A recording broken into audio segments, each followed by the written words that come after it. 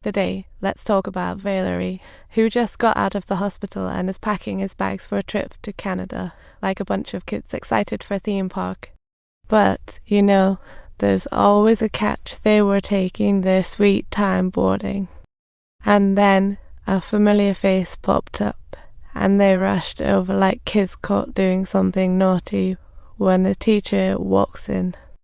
Just before they boarded the plane, they couldn't resist the urge to look back one more time, as if they were bidding farewell to an old comrade in arms, with memories flooding over them. The little moments became fuzzy memories, nostalgic and humorous, while Han Xuanchong's was like a secret weapon. Defeating Canada's ice hockey myth is like shattering a high-score wall of dream. But now, as an ex-coach, he's just cheering them on from the sidelines with a truckload of dreams in his heart. Though it hurts to let go, all he can do is watch the team head to Montreal. Meanwhile, foreign reporters teased, likening the Soviet team to new people so witty. Canada was portrayed as a skilled teacher, mocking the Soviet team for being so weak, and some reporters even joked about sending losers to Siberia. The Soviets shot back confidently, "We are definitely winning." Valery's presence was practically a battle cry. The battle hadn't even started, but they were clearly fighting for their legacy.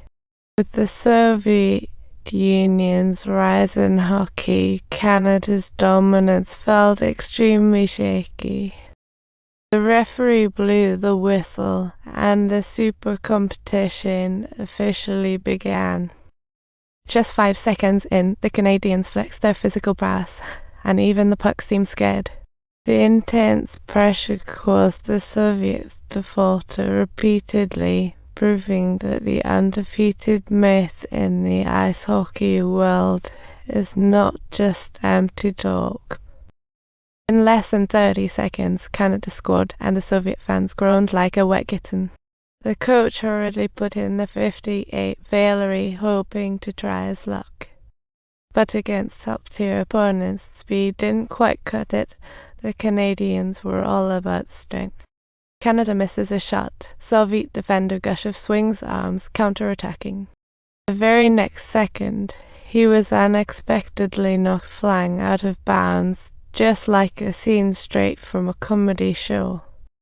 The Canadian youngsters continued to put in great efforts. Would player number 24 dribbling the puck towards the Soviet goal and calmly scoring another point, making the audience cheer as if it were a New Year's celebration. Meanwhile, the Soviets looked dazed, like they just woke up from a nap. They desperately needed a superhero to wake everyone's fighting spirit. During the battle for the third goal, Valery got hurt again, and the Canadians took the chance to go wild. He even playfully swung at the goalie, while teammates were struggling near the net. It felt like a tragic play. Subtitles. Valery could hear his coach's admonitions echoing in his mind, and he exerted all his strength to block with his body, just like a superhero saving the world. Not only did he create a golden opportunity for his teammates, but he also reminded them what mattered most on the rink. Valery's heroic sacrifice reignited his teammates' spirits.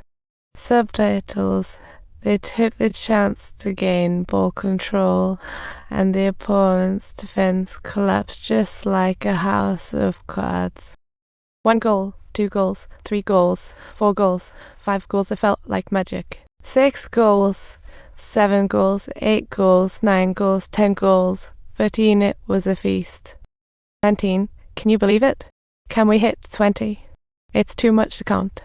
With Valery showcasing his skills, the Soviets led 4-2 by the end of the first half, shocking Canadian fans into silence. Canadian fans were so impressed by Valery's skills that they had nothing to say, but offered sincere applause. At halftime, the Canadian captain was red-faced. How could they concede 4 goals in 30 minutes? Total embarrassment. The coach walked in with the explanation.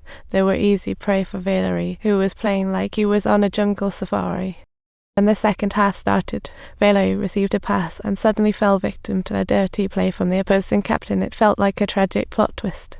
His right leg was injured again, and Valery was almost immobile, leaving Canada with a 5-on-4 advantage to easily score. Meanwhile, his teammates were more worried about Valery's health than the score. Subtitles: They carried the injured Valery off the playing field, and the game on the field was forced to be interrupted. Even after having his wound treated, Valery wanted to get back onto the field at the very first opportunity. Everyone cheered for his dedication and courage, while his family was left in tears. Even though the Soviets were physically at a disadvantage, their fighting spirit shone brightly. Once Valery returned to the ice, the first thing he wanted to do was get revenge, like a movie Avenger. Violence is an essential part of hockey. It vents emotions and ramps up the adrenaline. After Valery was subbed out, his knee oozing blood, he clearly couldn't last much longer, but his teammates' determination was unshakable.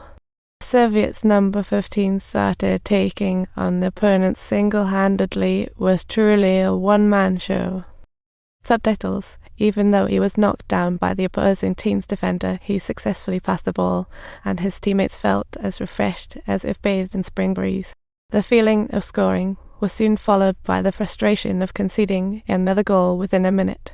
With time running out, the front-running Soviet team seemed secure, but Valery charged back on the ice without a second thought. He didn't care about glory, just wanted to give his all for a win. Channeling his youthful passion, fighting for his dream, never giving up. Coaches and players gave it their all, fervently hoping to illuminate the entire stadium with that one last decisive goal. Oh, and make sure not to forget to hit that subscribe button.